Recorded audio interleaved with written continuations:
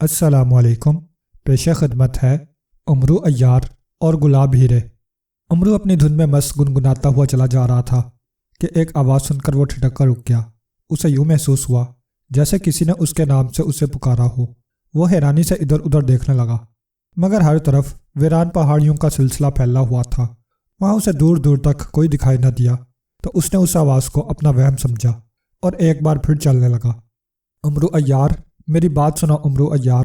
اچانک امرو کو وہی آواز پھر سنائی دی تو امرو بے اختیار اچھل پڑا۔ اس مرتبہ اسے آواز واضح طور پر سنائی دی تھی۔ آواز کسی لڑکی کی تھی۔ اس آواز میں بے پناہ کرب تھا، جیسے وہاں کوئی لڑکی زخمی پڑی ہو اور وہ بمشکل امرو کو پکار رہی ہو۔ کون ہے یہاں؟ یہ کس کی آواز ہے؟ امرو نے چاروں طرف دیکھتے ہوئے حیرت سے کہا، کیونکہ اسے آواز تو سنائی دے رہی تھی لیکن وہاں کوئی دکھائی نہیں دے رہا تھا۔ یہ شمالی پہاڑی علاقہ تھا۔ ان دنوں سردار امیر حمزہ اور افراسیاب کی فوجوں کے درمیان خاموشی تھی، اس لیے امرو صبح سویرے اٹھ کر اس پہاڑی علاقے میں گھومنے پھرنے کے لیے آ جاتا تھا۔ کسی ویران پہاڑی غار میں بیٹھ کر وہ اپنی زنبیل میں موجود دولت کا حساب لگاتا اور پھر وہاں گھنٹوں اپنی دولت بڑھانے کے بارے میں سوچتا رہتا تھا۔ اس کا بس نہیں چلتا تھا، ورنہ وہ ساری دنیا کی دولت اکٹھی کر کے اپنی زنبیل میں ڈال لینا چاہتا تھا۔ اب بھی وہ کئی گھنٹوں بعد ایک پہاڑی غار سے اپنی دولت کا حساب کرتا ہوا نکلا تھا اور واپس لشکر کی طرف جا رہا تھا کہ اسے لڑکی کی آواز سنائی دی اور وہ رک گیا۔ حیرت ہے، مجھے تو یہاں کوئی دکھائی نہیں دے رہا، پھر یہ آواز کس کی تھی؟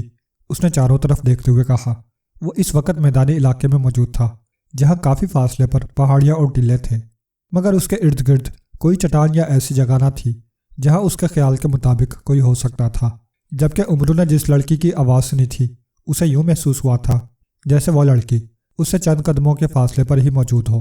میں تمہارے سامنے ہوں امرو عیار، وہی آواز پھر سنائی دی تو امرو آنکھیں پھاڑ پھاڑ کر اس طرف دیکھنے لگا جہاں سے اسے آواز سنائی دی تھی۔ اس طرف دور تک میدان خالی تھا۔ میرے سامنے؟ لیکن میرے سامنے تو خالی میدان کے سوا دور دور تک کچھ نہیں ہے، پھر تم کہاں ہو؟ امرو نے کہا، میں تم سے چند قدموں کے فاصلے پر زمین پر پڑی ہوں، میرے قریب آؤ امرو، آواز نے کہا۔ تو امرو واقعی حیران رہ گیا۔ آواز اسے بے حد نزدیک سے سنائی دے رہی تھی لیکن وہاں زمین خالی تھی۔ اس نے فوراً زمین سے خنجر ابراہیمی نکالا اور اسے دائیں ہاتھ میں لے کر احتیاط سے آگے بڑھنے لگا۔ بس امرو، رک جاؤ، میں تمہارے قریب ہی پڑی ہوں، اگر تم اور آگے بڑھے تو مجھ سے ٹھوکر کھا کر گر پڑو گے۔ لڑکی کی آواز سنائی تھی تو امرو رک گیا۔ تم مجھے دکھائی کیوں نہیں دے رہی؟ امرو نے کہا۔ میں شدید زخمی ہوں امرو، آواز پھر سنائی دی۔ میں یہ نہیں پوچھ رہا کہ تم زخمی ہو یا نہیں، میں پوچھ رہا ہوں کہ تم مجھے دکھائی کیوں نہیں دے رہی؟ امرو نے جھلائے ہوئے لہجے میں کہا۔ میں غیبی حالت میں ہوں امرو، اس لیے میں تمہیں دکھائی نہیں دے رہی، آواز سنائی دی۔ تو پھر میرے سامنے ظاہر ہو جاؤ تاکہ میں تمہیں دیکھ سکوں، امرو نے کہا۔ اگر میں تمہارے سامنے ظاہر ہو گئی تو تم ڈر جاؤ گے، آواز سنائی دی۔ کیا تم بھیانک بدرو ہو جو میں تمہیں دیکھ کر ڈر جاؤں گا؟ امرو نے منہ بناتے ہوئے کہا۔ نہیں، میں بدرو نہیں ہوں، لیکن میرا تعلق بھوتوں سے ہے۔ تم جانتے ہو کہ بھوت بھیانک اور ڈراؤنے ہوتے ہیں۔ میں بھوتوں کی ملکہ سانیلا ہوں، جسے بھوت نگری میں سب سے زیادہ بھیانک اور خوفناک سمجھا جاتا ہے۔ مجھے یقین ہے کہ اگر میں تمہارے سامنے آ گئی تو تم خوف سے بے ہوش ہو جاؤ گے، آواز نے کہا۔ تو بھوتوں کا نام سن کر امرو کے چہرے پر سچ مچ خوف لہرانے لگا۔ ارے باپ رے، اگر تمہارا تعلق بھوتوں سے ہے تو پھر مجھے فوراً یہاں سے بھاگ جانا چاہیے، امرو نے بوکھلائے ہوئے لہجے میں کہا۔ اگر تم بھاگ گئے تو میرا علاج کون کرے گا امرو عیار؟ میں بے حد زخمی ہوں اور میرا علاج صرف تم ہی کر سکتے ہو، بھوتوں کی ملکہ سانیلا نے کہا۔ میں تمہارا علاج کر سکتا ہوں؟ کیا مطلب؟ کیا میں تمہیں کوئی حکیم نظر آتا ہوں؟ امرو نے کہا۔ تمہارے پاس ایک خاص چیز ہے امرو، اگر تم اس چیز کو پانی میں گھول کر مجھے پلا دو گے تو میرے زخم ختم ہو جائیں گے اور میں لمحوں میں ٹھیک ہو جاؤں گی، ملکہ سانیلا نے کہا۔ کس چیز کی بات کر رہی ہو تم؟ امرو نے چونک کر پوچھا۔ گلاب موتی کی، ملکہ سانیلا نے کہا تو امرو عیار بے اختیار اچھل پڑا۔ گلاب موتی؟ امرو کے منہ سے نکلا۔ اس کے پاس واقعی ایک گلابی رنگ کا اخروٹ جتنا بڑا موتی تھا جو گلاب کی شکل میں کھلا ہوا تھا۔ یہ موتی اس نے پرستان کے ایک جادوگر دیو کو ہلاک کر کے حاصل کیا تھا۔ اس موتی کے بارے میں امرو عیار کو بتایا گیا تھا کہ اس کی قیمت اس دور کے 7 بادشاہوں کے خزانوں سے بھی کہیں زیادہ ہے، جس کی وجہ سے امرو عیار اس موتی کو اپنی جان سے بھی زیادہ عزیز رکھتا تھا۔ گلاب موتی کے بارے میں امرو عیار کو ایک مرتبہ سنہری تختی نے یہ بھی بتایا تھا کہ اگر اس گلاب موتی کو پانی میں گھول کر کسی مرتے ہوئے انسان کو پلایا جائے تو وہ بھی جی اٹھتا ہے، لیکن اس کے ساتھ ساتھ سنہری تختی نے امرو کو یہ بھی بتا دیا تھا کہ ایک مرتبہ گلاب موتی پانی میں گھلنے کے بعد اپنی ساری چمک کھو بیٹھے گا اور اس کی قیمت کوڑیوں کی بھی نہیں رہ جائے گی، جس کی وجہ سے امرو گلاب موتی کو غلطی سے بھی زمین سے نہیں نکالتا تھا کہ کہیں اس پر پانی کی کوئی بوند نہ پڑ جائے اور اس کا بیش قیمت موتی بے مول ہو کر رہ جائے۔ یہی وجہ تھی کہ وہ ملکہ سانیلا سے گلاب موتی کا نام سن کر بری طرح سے اچھل پڑا تھا۔ ہاں امرو، تمہارے پاس جو گلاب موتی ہے مجھے وہ پانی میں گھول کر پلا دو، میرے جسم کے سارے زخم ختم ہو جائیں گے اور مجھے نئی زندگی مل جائے گی۔ اگر سورج ڈھلنے تک تم نے مجھے گلاب موتی پانی میں گھول کر نہ پلایا تو میں ہمیشہ کے لیے فنا ہو جاؤں گی، اور اگر میں فنا ہو گئی تو میرے ساتھ ساتھ میری بھوت نگری کے تمام بھوت بھی فنا ہو جائیں گے جو صرف میرے ساتھ زندہ ہیں۔ ملکہ سانیلا نے کہا، مگر تم سے کس نے کہا ہے کہ میرے پاس گلاب موتی ہے، اور تم میرے بارے میں کیسے جانتی ہو؟ امرو نے ہونٹ چباتے ہوئے کہا، مجھے تمہارے بارے میں پاتال کے کالے بونے نے بتایا ہے امرو یار، میں اس کی مدد سے اسی حالت میں یہاں آئی ہوں تاکہ میں آسانی سے تم تک پہنچ سکوں اور تم سے مدد حاصل کر سکوں۔ وہ باخبر بونا ہے اور اسے ہر بات کا علم ہے، ملکہ سانیلا نے جواب دیا۔ مگر تمہیں کیا ہوا ہے؟ تم اس قدر زخمی کیوں ہو؟ امرو نے پوچھا۔ میں زمین کے نیچے جہاں رہتی ہوں وہاں بہت سے قدرتی غار ہیں۔ ایک روز میں اپنے غار میں آرام کر رہی تھی کہ زمین کے دباؤ کی وجہ سے وہ غار مجھ پر گر گیا۔ میں اس غار میں دب کر ہلاک ہونے سے تو بچ گئی، مگر شدید زخمی ہو گئی تھی۔ میرے زخموں کا علاج پاتال کا کالا بونا ہی کر رہا تھا، مگر اسے کامیابی نہیں ہو رہی تھی اور میرے زخم دن بدن خراب ہوتے جا رہے تھے، جس کی وجہ سے اس نے حساب لگایا تو اسے معلوم ہوا کہ میرے زخموں کا علاج صرف گلاب موتی ہے، اور وہ گلاب موتی تمہارے پاس ہے۔ کالے بونے نے مجھے بتایا تھا کہ امرو عیار لالچی ضرور ہے، مگر وہ بے حد ہمدرد انسان ہے۔ مظلوموں کی مدد کرنا اور بیماروں کو شفا دلانا وہ اپنا فرض سمجھتا ہے۔ کالے بونے نے اپنے علم سے تمہارے بارے میں معلوم کیا تو تم ان پہاڑیوں میں موجود تھے، جس پر کالے بونے نے مجھے ساری بات سمجھا کر یہاں بھیج دیا۔ ملکہ سانیلا نے تفصیل بتاتے ہوئے کہا، وہ تو ٹھیک ہے، لیکن کالے بونے کو غلط فہمی ہوئی ہے۔ میرے پاس گلاب نام کا کوئی موتی نہیں ہے۔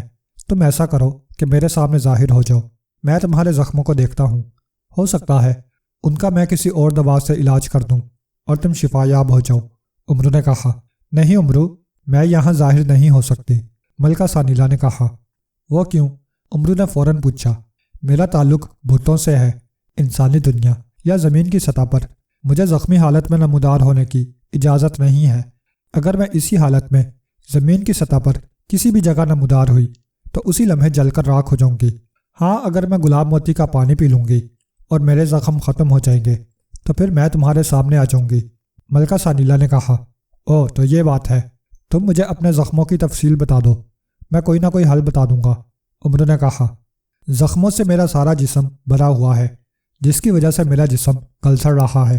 ایسا سمجھ لو جیسے کوئی انسان آگ میں زندہ جل گیا ہو اور اس کی ساری کھال اور گوشت جل کر سیاہ ہو گیا ہو، وہی حال میرا ہے۔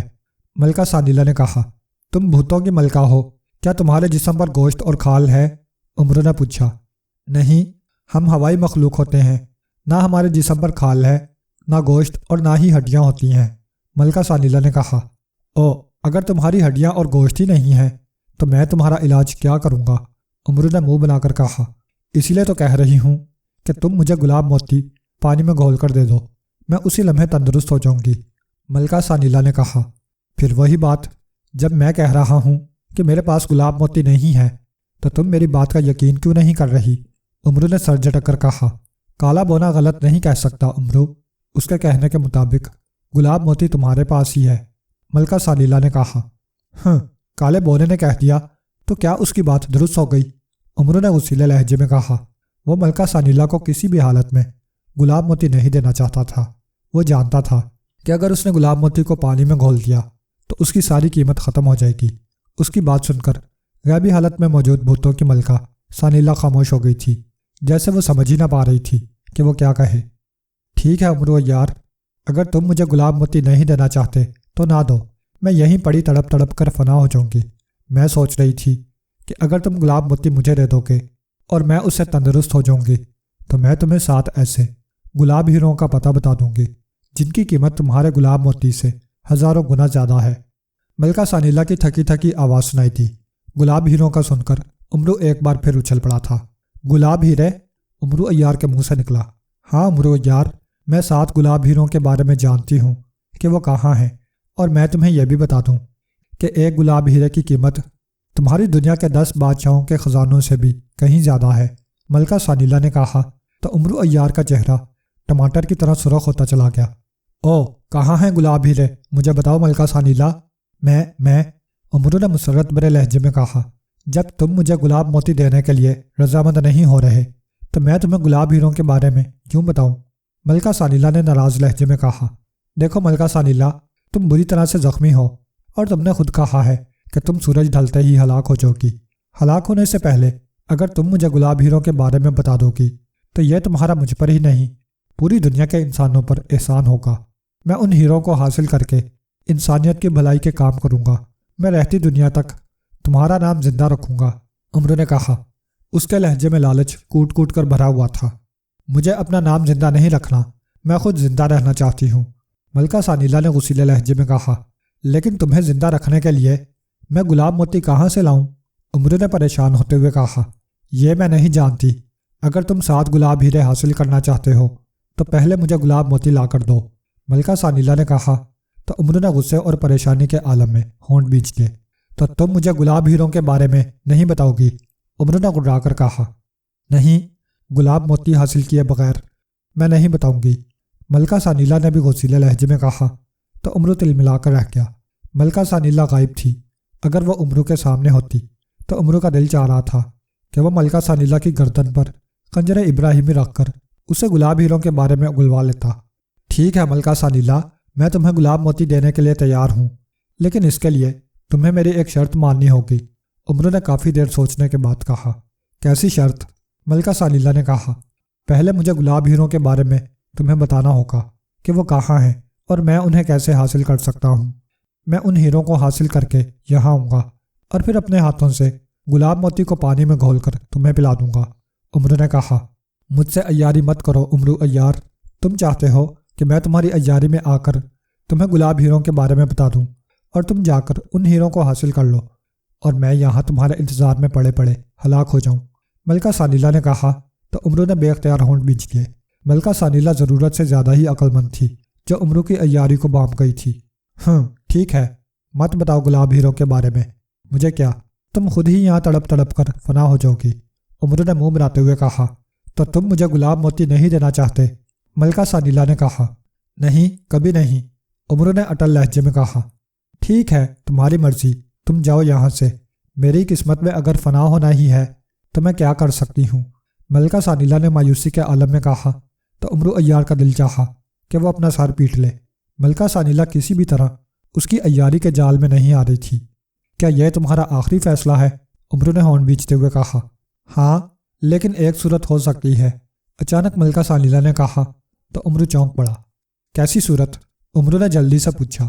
اگر تم اپنی مقدس کتاب کی قسم کھا کر مجھ سے وعدہ کرو کہ اگر میں تمہیں 7 گلاب ہیروں کا پتہ بتا دوں تو تم ان کو حاصل کر کے یہاں واپس ضرور آؤ گے اور مجھے گلاب موتی دے دو گے تو میں تمہاری بات مان سکتی ہوں۔ ملکہ ثانیلہ نے کہا تو امرو تلملا کر رہ گیا۔ میں وعدہ کر سکتا ہوں مگر مقدس کتاب کی قسم نہیں کھا سکتا۔ امرو نے سرد لہجے میں کہا، تو پھر جاؤ، مجھے واقعی تمہاری کوئی ضرورت نہیں ہے۔ ملکہ ثانیلہ نے کہا تو امرو غصے سے بل کھا کر رہ گیا۔ وہ چند لمحے سوچتا رہا، پھر اس نے کچھ سوچ کر زنبیل سے سلیمانی چادر نکال لی اور اپنے کاندھوں پر ڈال کر غائب ہو گیا۔ غائب ہونے کے بعد اس نے زنبیل سے سنہری تختی نکال لی اور اسے ملکہ ثانیلہ کی سچائی اور گلاب ہیروں کے بارے میں پوچھا تو سنہری تختی پر فوراً سیاہ حروف اوپر آئے جس پر لکھا تھا کہ ملکہ ثانیلہ کی ہر بات سچ ہے اور گلاب ہیروں کے بارے میں صرف وہی جانتی ہے۔ اگر امرو عیار گلاب ہیرے حاصل کرنا چاہتا ہے تو اسے ملکہ ثانیلہ کی مدد کرنی ہوگی، ورنہ وہ گلاب ہیروں کے بارے میں کبھی کچھ نہیں جان سکے گا، نہ ہی اس سلسلے میں سنہری تختی اس کی کوئی رہنمائی کرے گی۔ امرو نے زنبیل سے بولنے والی گڑیا نکال لی، مگر بولنے والی گڑیا کے بھی وہی الفاظ تھے جو سنہری تختی کے تھے۔ پھر امرو عیار نے زنبیل کے محافظ بونے سے پوچھا۔ زنبیل کے محافظ بونے نے بھی امرو کو یہی جواب دیا۔ ساتھ ہی اس نے کہا کہ امرو عیار ایک مظلوم کی مدد کرنے سے کترا رہا ہے۔ اگر اس نے ملکہ ثانیلہ کی مدد نہ کی اور ملکہ ثانیلہ ہلاک ہو گئی تو امرو کی زنبیل کے سارے خزانے غائب ہو جائیں گے اور اس کی زنبیل کے ساتھ ساتھ زنبیل میں موجود تمام کراماتی چیزیں بھی بے اثر ہو جائیں گی۔ زنبیل کے محافظ بونے کی یہ بات سن کر امرو پریشان ہو گیا تھا۔ اب وہ ملکہ ثانیہ کی بات ماننے پر مجبور ہو گیا تھا، ورنہ وہ اپنی زنبیل اور زنبیل میں موجود اپنی دولت سے ہاتھ دھو بیٹھتا۔ وہ کچھ دیر سوچتا رہا، پھر اس نے کاندھوں سے سلیمانی چادر اتاری اور ظاہر ہو گیا۔ تم ابھی یہی ہو؟ میں تو سوچ رہی تھی کہ تم یہاں سے جا چکے ہو۔ امرو عیار کے ظاہر ہوتے ہی ملکہ ثانیہ نے کہا، ملکہ ثانیہ، مجھے ان 7 گلاب ہیروں کے بارے میں بتاؤ جن کے بارے میں صرف تم جانتی ہو۔ میں پہلے وہ 7 گلاب ہیرے حاصل کروں گا اور اس کے بعد واپس آ کر تمہیں گلاب موتی دے دوں گا۔ اس کے لیے میں اپنی مقدس کتاب کی قسم کھا کر وعدہ کرتا ہوں۔ امرو نے بے چارگی کے عالم میں کہا، او، تم نے مقدس کتاب کی قسم کھائی ہے؟ اب تمہیں ہر صورت میں مجھے گلاب موتی دینا پڑے گا۔ میں جانتی ہوں مقدس کتاب کی قسم کھانے کے بعد تم اپنے وعدے سے نہیں پھر سکتے۔ اس کی بات سن کر ملکہ ثانیہ نے خوش ہوتے ہوئے کہا۔ اس کے لہجے میں بے پناہ جوش تھا۔ اگر یقین ہے تو بتاؤ کہاں ہیں گلاب ہیرے؟ امرو نے رونی سی صورت بنا کر کہا، یہاں سے 1000 کوس دور ساربی نامی وادی ہے، وہاں ایک بہت بڑا سبز رنگ کا کنواں ہے جس میں نیلے رنگ کا خوفناک دیو رہتا ہے۔ نیلا دیو آدم خور ہے، وہ جادو بھی جانتا ہے۔ جادو کے زور سے وہ دنیا کی خوبصورت لڑکیوں کو سارمی وادی میں بلاتا ہے اور پھر ان پر نیند طاری کر دیتا ہے۔ نیند کے عالم میں وہ لڑکی کنویں کی منڈیر پر چڑھ کر خود ہی کنویں میں چھلانگ لگا دیتی ہے اور ہلاک ہو جاتی ہے، اور اس ہلاک ہونے والی لڑکی کو نیلا دیو کھا جاتا ہے۔ وہ چونکہ خود کنویں سے باہر نہیں آ سکتا اور نہ ہی اسے اپنے ہاتھوں سے کسی لڑکی کو ہلاک کرنے کی اجازت ہے، اس لیے وہ ایسا ہی کرتا ہے جیسا میں نے بتایا ہے۔ 7 گلاب ہیرے اسی نیلے دیو کے پاس ہیں۔ اگر تم اس کنویں تک پہنچ کر کسی لڑکی کی جان بچا لو اور کنویں میں آگ لگا دو تو نیلا دیو اس آگ میں زندہ جل کر ہلاک ہو جائے گا۔ نیلے دیو کے ہلاک ہوتے ہی تم کنویں میں اتر جانا، کنویں کی تہہ میں تمہیں وہ 7 ہیرے مل جائیں گے۔ ملکہ ثانیہ نے امرو کو بتاتے ہوئے کہا، وہ سبز کنواں کہاں ہے اور میں وہاں کیسے پہنچ سکتا ہوں؟ امرو نے پوچھا، تمہارا یہ کام میں آسان کر سکتی ہوں امرو یار، تم اپنی آنکھیں بند کر لو تو میں تمہیں سارمی وادی میں اس کنویں تک پہنچا دوں گی۔ وہاں نیلے دیو نے جادو کے زور سے ملک توران کی شہزادی ریشم کو بلا رکھا ہے جو نیند کے عالم میں کنویں کی طرف بڑھ رہی ہے۔ وہاں جا کر اس کی جان بھی بچا لو اور اس نیلے دیو کو بھی ہلاک کر دو۔ ملکہ ثانیہ نے کہا، او ٹھیک ہے، جلدی کرو، مجھے تم فوراً سبز کنویں تک پہنچا دو، ایسا نہ ہو کہ شہزادی ریشم کنویں میں کود جائے اور ہلاک ہو جائے۔ امرو نے جلدی سے کہا، ساتھ ہی اس نے آنکھیں بند کر لیں۔ اسی لمحے اسے ایک جھٹکا لگا اور ایک لمحے کے لیے امرو کو یوں لگا جیسے اس کے قدموں کے نیچے سے زمین غائب ہو گئی ہو۔ وہ لڑکھڑا گیا، مگر دوسرے لمحے اس کے پیروں کے نیچے ٹھوس زمین آ گئی تو وہ گرتے گرتے سنبھل گیا۔ اس نے آنکھیں کھول لیں تو خود کو بدلی ہوئی جگہ پر دیکھ کر چونک پڑا۔ اس کے سامنے ایک سرمئی رنگ کی بہت بڑی وادی تھی۔ سامنے ایک بڑا سا کنواں تھا جس کی منڈیر خاصی بلند تھی۔ کنویں کے گرد سیڑھیاں بنی ہوئی تھیں۔ امرو نے دیکھا ایک نہایت خوبصورت لڑکی جس نے سیاہ رنگ کا چمکدار لباس پہنا ہوا تھا کنویں کی سیڑھیاں چڑھ رہی تھی۔ اس کا انداز ایسا تھا جیسے وہ نیند کے عالم میں سیڑھیاں چڑھتی جا رہی ہو۔ امرو سمجھ گیا کہ وہ لڑکی شہزادی ریشم ہے جسے کنویں کے نیلے دیو نے جادو کے زور سے وہاں بلایا ہوگا، اور اب شہزادی ریشم نیند کے عالم میں سیڑھیاں چڑھتی ہوئی کنویں کی منڈیر کی طرف بڑھ رہی ہے۔ وہ کافی سیڑھیاں چڑھ چکی تھی۔ شہزادی ریشم، رک جاؤ شہزادی ریشم، آگے مت بڑھو، امرو نے زور سے اسے پکارتے ہوئے کہا، لیکن شہزادی ریشم جیسے اس کی آواز سن ہی نہیں رہی تھی۔ وہ سیڑھیاں چڑھ کر کنویں کی منڈیر پر کھڑی ہو گئی۔ یہ دیکھ کر امرو بوکھلا گیا اور بھاگتا ہوا کنویں کی طرف بڑھنے لگا۔ وہ چھلانگیں لگاتا ہوا سیڑھیاں چڑھ رہا تھا۔ پھر جیسے ہی اس نے آخری سیڑھی پر قدم رکھا، اسی لمحے منڈیر پر کھڑی شہزادی ریشم نے کنویں میں چھلانگ لگا دی۔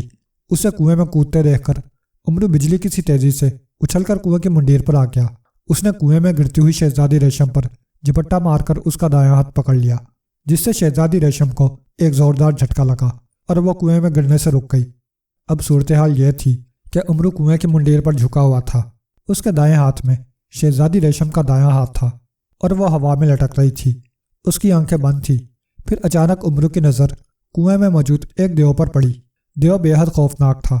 اس کا رنگ نیلا تھا۔ اس کے سر پر 2 بڑے بڑے سینگ تھے۔ اس کی آنکھیں بڑی بڑی اور زرد تھیں۔ اس دیو کی گھنی مونچھیں بھی تھیں اور اس کا منہ کھلا ہوا تھا۔ دیو کے منہ میں 2 نوکیلے دانت تھے اور اس کی زبان سرخ تھی۔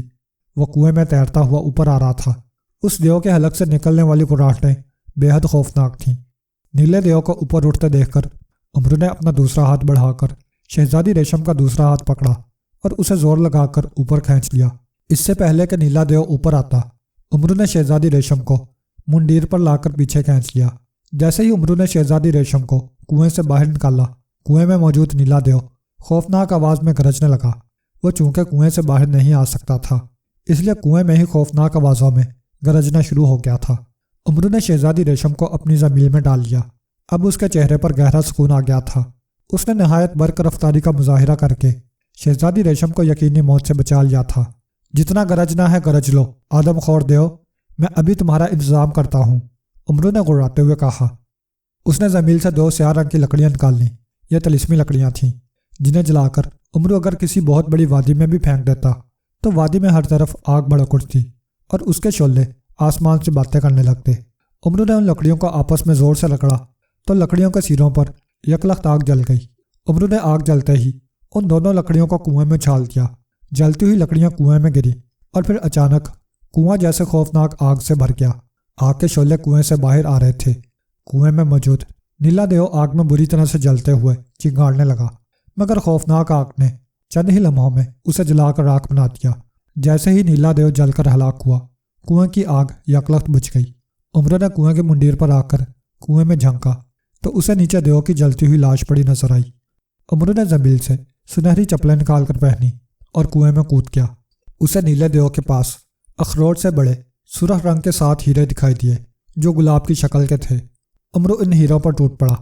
7 गुलाब हीरे पाकर वो बेहद खुश था। उसने गुलाब हीरे जमील में डाले और फिर उसने जमील से तिलिस्मी अंगूठी निकालकर दाएं हाथ की उंगली में पहनी और उसकी मदद से उस मैदान में वापस आ गया जहां मलका सानीला गैबी हालत में उसे मिली थी। तुम आ गए उमरू यार। उमरू जैसे ही उस जगह नमदार हुआ जहां भूतों की मलका सानीला मौजूद थी, मलका सानीला ने उससे मुखातिब होकर कहा, हाँ। उमरू ने कहा, क्या गुलाब हीरे तुम्हें मिल गए हैं? मलका सानीला ने कहा, हाँ मिल गए हैं। उमरू ने बेजार से लहजे में कहा, तो फिर अपना वादा पूरा करो और मुझे गुलाब मोती पानी में घोल कर दे दो ताकि मैं भी मुसीबतों से निजात हासिल कर लूँ। मलका सानीला ने इल्तिजाइया लहजे में कहा, गुलाब मोती तो मैं तुम्हें दे दूँ, मगर यहाँ तो उजाड़ बेयाबान इलाका है, मैं तुम्हारे लिए पानी कहाँ से लाऊंगा? उमरू ने कहा, तुम फिक्र मत करो, पानी मैं ला देती हूँ। मलका सानीला ने कहा। उसी लम्हे झुमाका सा हुआ और ज़मीन पर मिट्टी का एक कटोरा नजर आने लगा जिसमें पानी भरा हुआ था।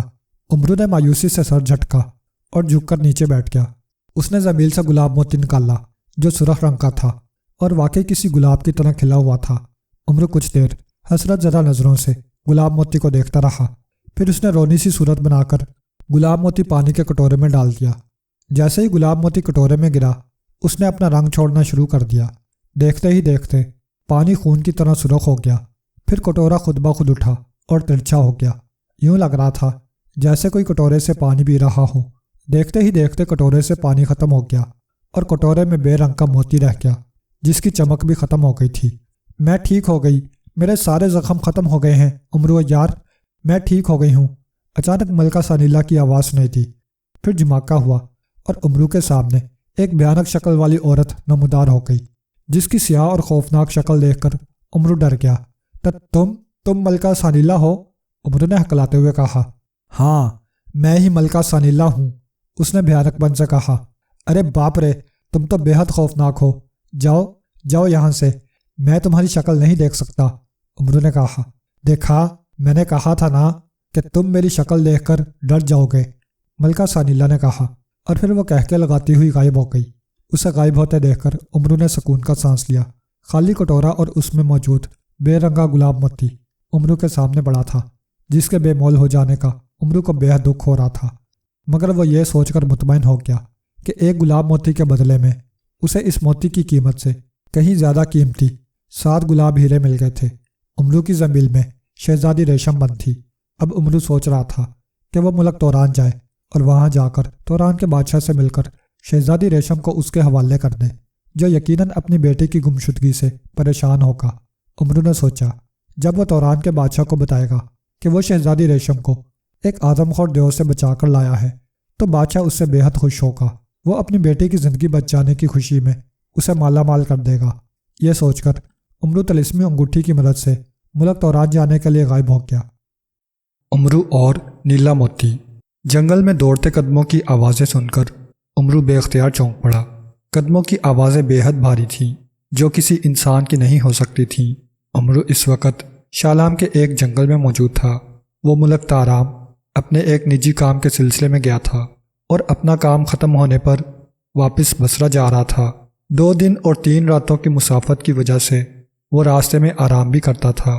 راستے میں آنے والے اس جنگل کو عبور کرتے ہوئے وہ چونکہ خاصا تھک گیا تھا، اس لیے اس نے اس جنگل میں کچھ دیر آرام کرنے کا سوچا تھا۔ چنانچہ اس نے گھوڑا روکا اور جنگل میں ایک صاف ستھری جگہ دیکھ کر اس طرف آ گیا۔ ایک درخت کے نیچے نرم نرم گھاس موجود تھی۔ امرو نے وہاں بیٹھ کر زنبیل سے خشک میوے نکال کر کھائے اور چھاگل سے پانی پی کر آرام کرنے کے لیے وہیں لیٹ گیا۔ اس نے اپنا ایک ہاتھ سر کے نیچے رکھا ہوا تھا اور دوسرے ہاتھ سے آنکھوں کو ڈھانپ لیا تھا۔ اسے ابھی لیٹے تھوڑی ہی دیر ہوئی ہوگی کہ اچانک جنگل تیز اور بھاری قدموں کی آوازوں سے گونج اٹھا۔ امرو عموماً ملک تارام اور دوسرے ممالک میں جانے کے لیے اسی جنگل سے گزرتا تھا۔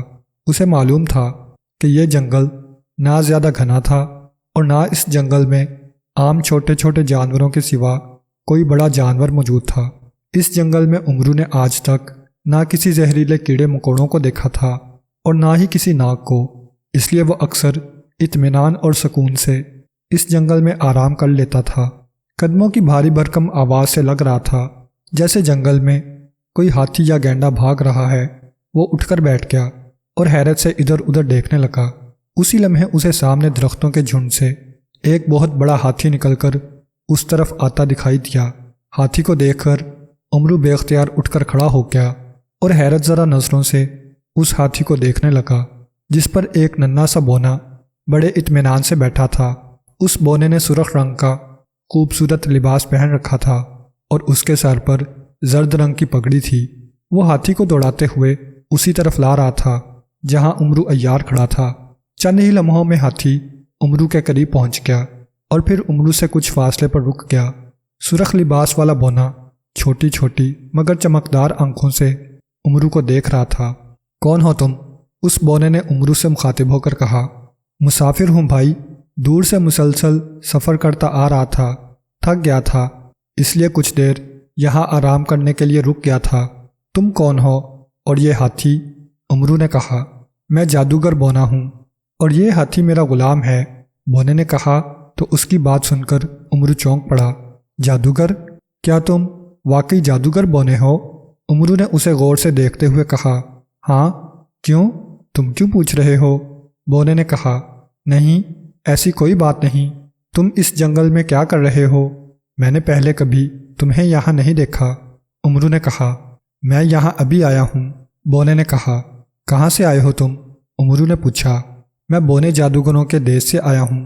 بونے جادوگر نے کہا، تم تو اپنے ہاتھی کو ایسے بگا رہے تھے جیسے تمہیں کسی سے جان کا خطرہ ہو۔ امرو نے کہا، ہاں، میں یہاں ایک پاگل جادوگر کے خوف سے بھاگ کر آیا ہوں۔ بونے جادوگر نے اس بات میں سر ہلا کر کہا، پاگل جادوگر؟ کون پاگل جادوگر؟ امرو نے کہا، اس جادوگر کا نام کالا جادوگر ہے۔ میرے پاس ایک نیلا موتی ہے۔ کالا جادوگر مجھ سے وہ موتی حاصل کرنا چاہتا ہے۔ وہ چونکہ مجھ سے بڑا اور زیادہ طاقتور جادوگر ہے، اس لیے میں اس کا مقابلہ نہیں کر سکتا تھا، لہٰذا وہاں سے بھاگ کھڑا ہوا اور یہاں آ گیا ہوں۔ بونے جادوگر نے کہا، کیوں؟ اس نیلے موتی میں ایسی کیا خاصیت ہے جسے حاصل کرنے کے لیے کالا جادوگر تمہاری جان کا دشمن ہو رہا ہے؟ امرو نے کہا، ایک تو وہ دنیا کا نایاب ترین موتی ہے، اس میں سے نیلے رنگ کی روشنی پھوٹتی ہے، جہاں تک اس کی نیلی روشنی جاتی ہے وہاں ہر طرف خوشبو ہی خوشبو بکھر جاتی ہے۔ اور دوسرے اس موتی کی خاصیت یہ ہے کہ اگر اس موتی کو پانی میں رکھ کر جو خواہش کی جائے وہ پوری ہو جاتی ہے۔ اس کے علاوہ نیلا موتی جس کے پاس ہوتا ہے اس کی طاقتیں ہزاروں گنا بڑھ جاتی ہیں۔ کالا جادوگر اپنی جادوئی طاقتوں کو بڑھانا چاہتا ہے، اس لیے وہ مجھ سے وہ موتی حاصل کرنا چاہتا ہے۔ بونے جادوگر نے تفصیل بتاتے ہوئے کہا، حیرت ہے، نیلے موتی جیسی تمہارے پاس انمول طاقت موجود ہے، اس کے باوجود تم کالا جادوگر سے بھاگتے پھر رہے ہو۔ امرو نے حیران ہو کر کہا، بات دراصل یہ ہے کہ نیلے موتی کو لے کر کم از کم آدھے نیزے تک اونچے پانی میں کھڑا ہونا پڑتا ہے، تب نیلے موتی سے کی جانے والی خواہش پوری ہوتی ہے، اور میرا قد تو آدھے نیزے سے بھی کم ہے، میں اس موتی سے کوئی فائدہ نہیں اٹھا سکتا۔ بونے جادوگر نے کہا، اگر ایسی بات ہے تو وہ موتی تم کالا جادوگر کو دے دو، اس کے ہاتھوں کیوں ایک ایسے موتی کے لیے جان گنوانا چاہتے ہو جو تمہارے کسی کام نہیں آ سکتا؟ امرو نے کہا، نہیں، کالا جادوگر بے حد ظالم، بے رحم اور سفاک جادوگر ہے۔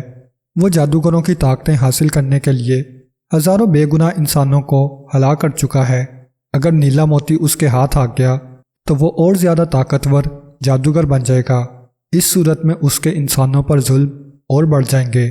بونے جادوگر نے کہا، او تو یہ بات ہے، کیا وہ نیلا موتی تم مجھے دکھا سکتے ہو؟ امرو نے کہا۔ جادوگر بونا چند لمحے غور سے امرو کو دیکھتا رہا، پھر اس نے اپنے پٹکے میں سے مٹر کے دانے جتنا بڑا نیلے رنگ کا موتی نکالا اور امرو کی طرف اچھال دیا، جسے امرو نے فضا میں ہی دبوچ لیا تھا۔ موتی واقعی بے حد خوبصورت اور چمکدار تھا۔ ابھی امرو اس موتی کو دیکھ ہی رہا تھا کہ اچانک وہاں جھماکا سا ہوا اور ان کے قریب ایک بدشکل انسان نمودار ہو گیا، جس نے نیلے رنگ کا لباس پہن رکھا تھا۔ اس نے کمر میں نیلے رنگ کا ہی پٹکا باندھ رکھا تھا۔ بونے جادوگر کی نظر جیسے ہی اس انسان پر پڑی، اس کا رنگ اڑ گیا۔ کالا جادوگر آ گیا، بھاگو، جلدی بھاگو یہاں سے، بونے جادوگر نے چیختے ہوئے کہا۔ اسی لمحے ہاتھی بھڑکا اور اس نے مڑ کر تیزی سے ایک طرف دوڑ لگا دی۔ ارے رکو، کہاں جا رہے ہو؟ امرو نے چیخ کر کہا، لیکن اتنی دیر میں ہاتھی بونے کو لے کر درختوں کے جھنڈ میں گھس کر غائب ہو گیا۔ یہ موتی مجھے دے دو، نمودار ہونے والے انسان نے امرو عیار سے مخاطب ہو کر کہا، جو کالا جادوگر تھا۔ نہیں، یہ موتی میں تمہیں نہیں دوں گا کالا جادوگر، اپنی جان کی خیریت چاہتے ہو تو بھاگ جاؤ یہاں سے۔ امرو نے موتی پٹکے میں رکھتے ہوئے کہا، اچھا تو تم مجھے دھمکی دے رہے ہو کالا جادوگر کو، اب دیکھو میں تمہارا کیا حشر کرتا ہوں، کالا جادوگر نے کہا۔ اس نے اچانک ہاتھ اٹھا کر امرو عیار کی طرف جھٹکا۔ امرو کو ایک زوردار جھٹکا لگا اور وہ اپنی جگہ سے اچھلا اور اڑتا ہوا دور جا گرا۔ اس کے پاس اس وقت نہ اس کی زنبیل تھی اور نہ اس کے ہاتھ میں طلسم شکن انگوٹھی تھی۔ کالا جادوگر نے جادو کے زور سے اسے دور اچھال پھینکا تھا۔ امرو دور گرا تو اس کے منہ سے بے اختیار چیخ نکل گئی۔ وہ اٹھا، مگر اسی لمحے کالا جادوگر نے ایک بار پھر اس کی طرف ہاتھ جھٹکا تو امرو ایک بار پھر اچھلا اور اس بار درختوں کے اوپر سے اڑتا ہوا درختوں کی دوسری طرف ایک جھیل میں جا گرا۔ اس بار جھیل میں گرنے کی وجہ سے اسے چوٹ نہ لگی تھی۔ وہ تیزی سے سیدھا ہوا، مگر اس کے پیر جھیل میں موجود کیچڑ میں پھنس گئے۔ امرو ناف تک پانی میں کھڑا تھا۔ ارے یہ کیا، میں پھنس گیا ہوں، اب میں اس جھیل سے کیسے نکلوں گا؟ کالا جادوگر تو یہاں آ کر مجھے ہلاک کر دے گا۔ امرو نے بوکھلا کر کہا، گھبراؤ نہیں، میں تمہاری مدد کے لیے آ گیا ہوں، اس جھیل سے نکلو اور یہاں سے بھاگ جاؤ۔ اچانک امرو کو جادوگر بونے کی آواز سنائی تھی۔ اس نے چونک کر دیکھا، جھیل کی دوسری طرف وہی ہاتھی موجود تھا جس پر جادوگر بونا سوار تھا۔ ہاتھی کے ایک دانت پر موٹی سی رسی بندھی ہوئی تھی۔ اس نے سونڈ لہرا کر رسی جھیل میں موجود امرو کی طرف پھینک دی، جسے امرو نے پکڑ کر فوراً اپنی کمر سے باندھ لیا، اس سے پہلے کہ ہاتھی اسے جھیل سے باہر کھینچتا۔ اچانک امرو نے ایک درخت کے پیچھے کالا جادوگر کو دیکھا، جو ایک خون آلود خنجر ہاتھ میں لیے اسے گھور رہا تھا۔ امرو نے فوراً پٹکے سے نیلا موتی نکالا اور اسے بائیں ہاتھ میں پکڑ کر پانی میں ڈبو دیا۔ نیلے موتی، کالا جادوگر کو جلا کر ہلاک کر دو، امرو نے چیختے ہوئے کہا۔ اس کے منہ سے یہ الفاظ نکلے ہی تھے کہ اچانک کالا جادوگر کے جسم میں آگ لگ گئی۔ کالا جادوگر آگ کا شعلہ بنا، بری طرح سے چیخنے اور ناچنے لگا اور پھر چند ہی لمحوں میں جل کر ہلاک ہو گیا۔ بونا جادوگر بھی کالا جادوگر کو دیکھ کر گھبرا گیا تھا، مگر جب اس نے کالا جادوگر کو جل کر ہلاک ہوتے دیکھا تو وہ خوش ہو گیا۔ ہاتھی نے امرو کو کھینچ کر جھیل سے باہر نکال لیا۔ امرو پر اس نیلے موتی کی حقیقت ظاہر ہو گئی تھی۔ وہ چاہتا تھا کہ نیلا موتی اسے مل جائے تو وہ اس سے دنیا بھر کے خزانے حاصل کر سکتا ہے۔ جادوگر بونے نے خود ہی کالا جادوگر کی ہلاکت کی خوشی میں نیلا موتی امرو کو انعام میں دے دیا، جسے پا کر امرو خوش تھا، بے حد خوش۔